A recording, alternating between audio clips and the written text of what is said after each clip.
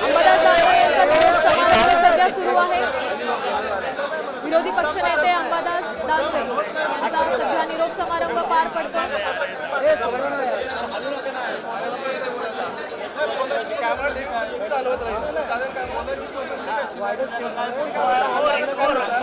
सध्या पावसाळी अधिवेशन सुरू आहे आणि विधान भवन परिसरात हा निरोप समारंभ पार पडतो। सत्ताधारी आणि विरोधक या दोघांचाही फोटोशूट होतो।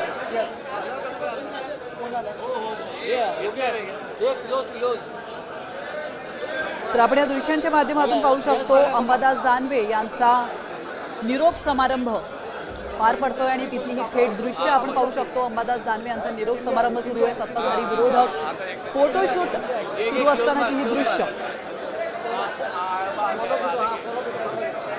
यावेळी सत्ताधारी आणि विरोधक एकत्र उपस्थित असल्याचं आपण या दृश्यांच्या माध्यमातून पाहू शकतो।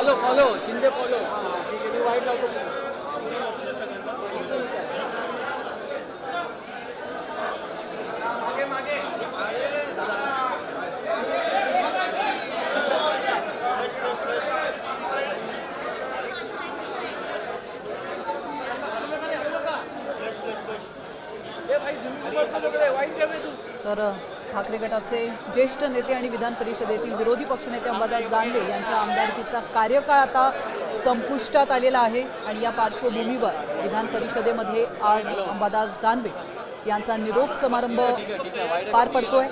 अंबादास दानवे ऑगस्ट 2019 मध्ये विधान परिषदेवर आमदार म्हणून निवडून आले होते।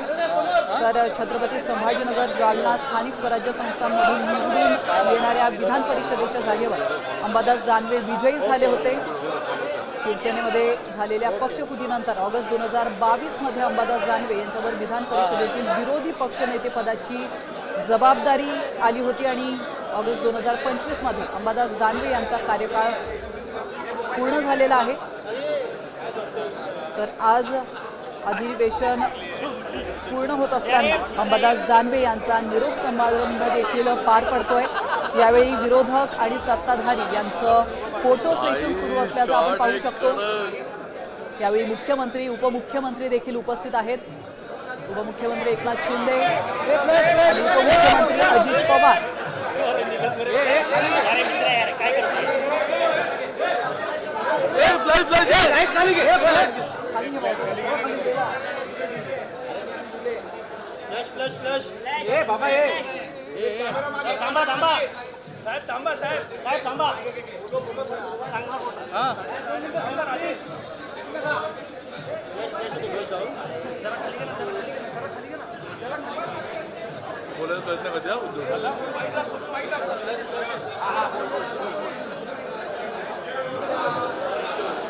तर विधिमंडळामध्ये विरोधक आणि सत्ताधाऱ्यांचं फोटो सेशन पार पडलेलं आहे। आपण या दृश्यांच्या माध्यमातून पाहू शकतो। अंबादास दानवे यांचा निरोप समारंभ देखील पार पडतोय आणि सोबतच आज पावसाळी अधिवेशनाचा देखील शेवटचा दिवस होता। अंबादास दानवे ऑगस्ट 2019 मध्ये विधान परिषदेवर आमदार म्हणून निवडून आले होते।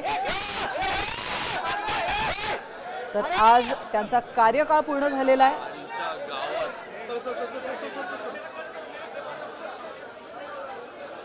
ठाकरे गटाचे ज्येष्ठ नेते आणि विधान परिषदेतील विरोधी पक्षनेते अंबादास दानवे यांच्या आमदारकीचा कार्यकाळ आज संपुष्टात येतोय आणि या पार्श्वभूमीवर विधान परिषदेमध्ये त्यांचा निरोप समारंभ देखील पार पडतोय।